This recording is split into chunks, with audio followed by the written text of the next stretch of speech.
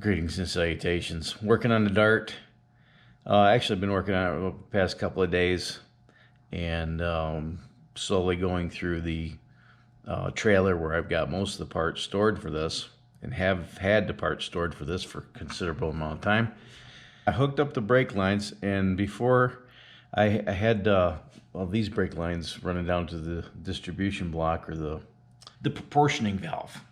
So the lines that run from the master cylinder down to the proportioning valve were in the car I took them out at one point to paint the engine compartment, but I put it back in. But the main brake lines that go from the proportioning valve over to the other side of the car to hook up the front brakes, and then the main brake line that goes to the back to activate the rear brakes, those were out of the car.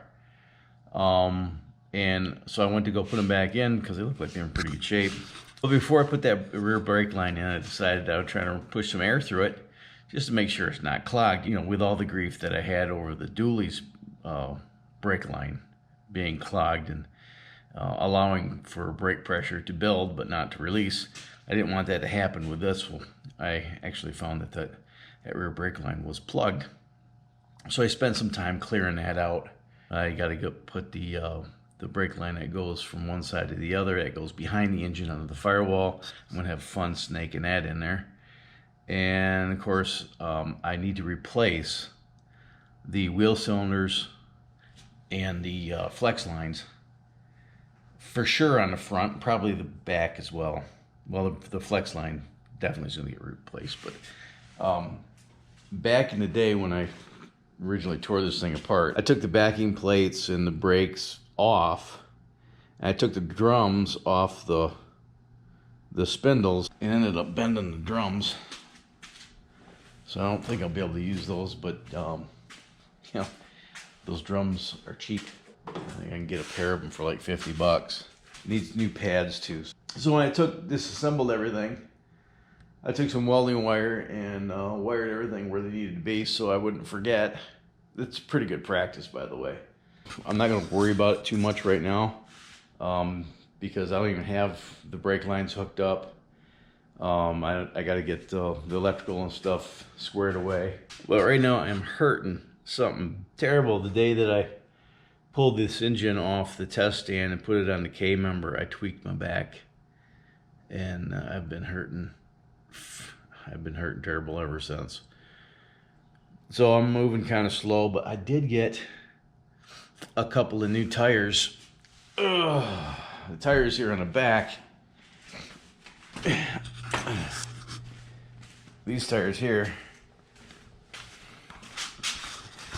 these are hand-cooked tires, and I remember when I bought these. For a period of time right after I bought this car, I didn't have a place to store it. I lived in an apartment. So my buddy Martin, he's got 40 acres up in Utah. So I stored it up there, along with a bunch of other stuff that I had. I stored it on his property. And long story long, some people bought some property surrounding his property, and they started complaining because he had like a little mini junkyard up there. And so they complained, and the sheriff called and said, "Hey, you're gonna have to remove these vehicles, blah blah."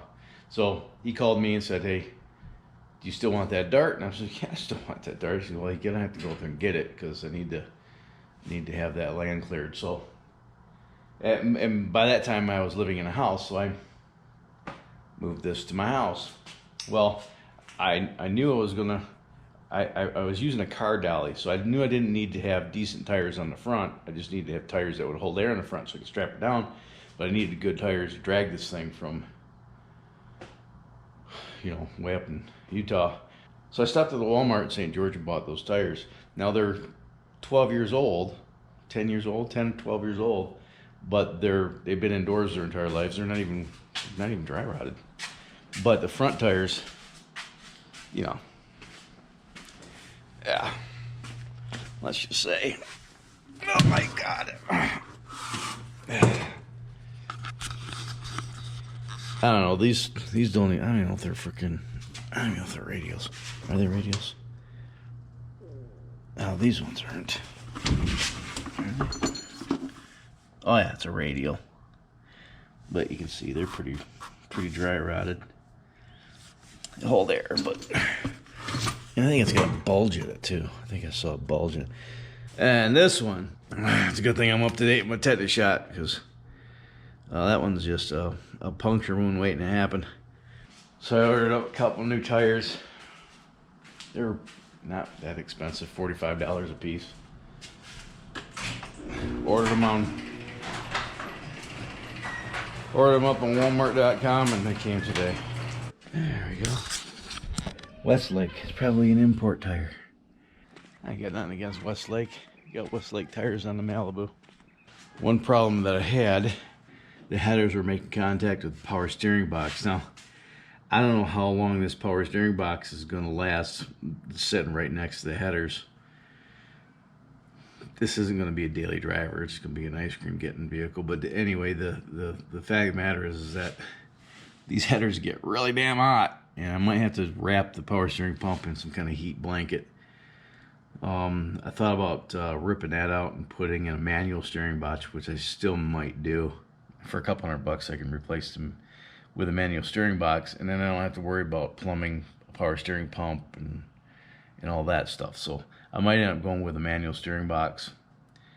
But the power steering on this thing worked like butter, man. It was like turn it with your pinky.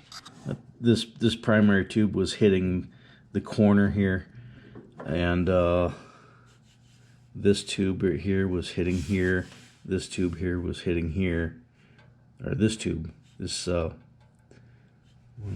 cylinder 5 was hitting the steering box right here. This number 7 was hitting the actual rag joint.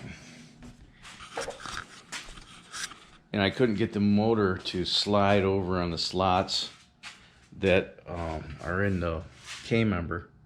So what I ended up doing is cutting a couple 2.5 by 3.5 inch 3/8 aluminum plate and shimming the motor mount up off the K-member. And that provided enough clearance. Now I just need to double check to make sure that it's not going to interfere with the steering arm, because the steering shaft, the drag link, or whatever you want to call it, the steering that goes from one side to the other that connects the two front tires together, it actually goes through the headers. I don't know if it goes through on both sides. Let's see. You can see it goes through the header on this side. I kind of kicked myself in the ass now for getting rid of the cast iron manifolds. So that's what that mess is all about. So I'm going to clean that up. I get my tire bead breaker out there in here. Here's my restored steering column. Move this before I break it. This is all powder coated. I'm saying changing some tires today.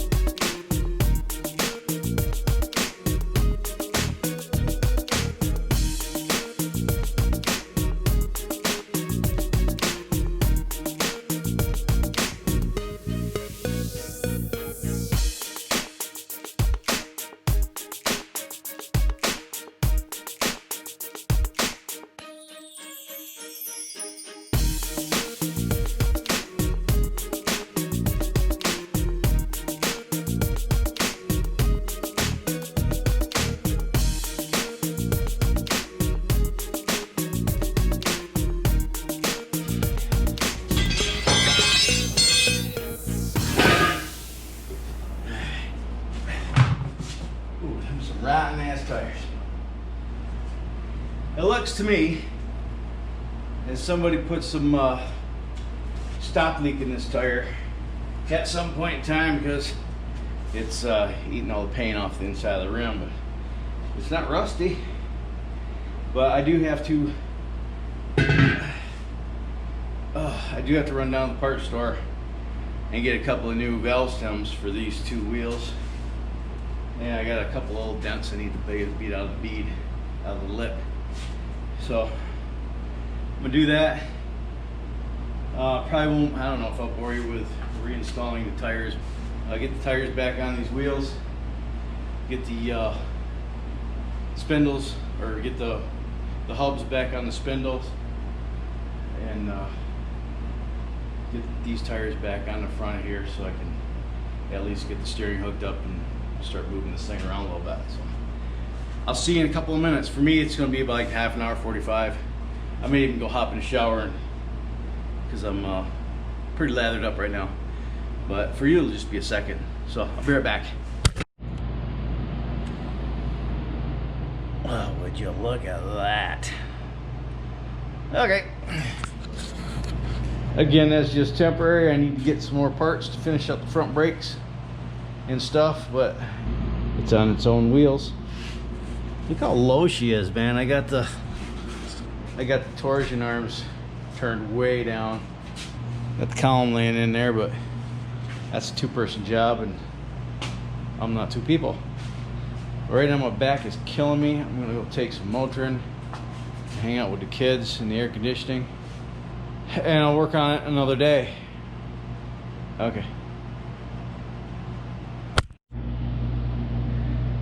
All right, so I've been, over the weekend, I worked on doing the body fill on this side, and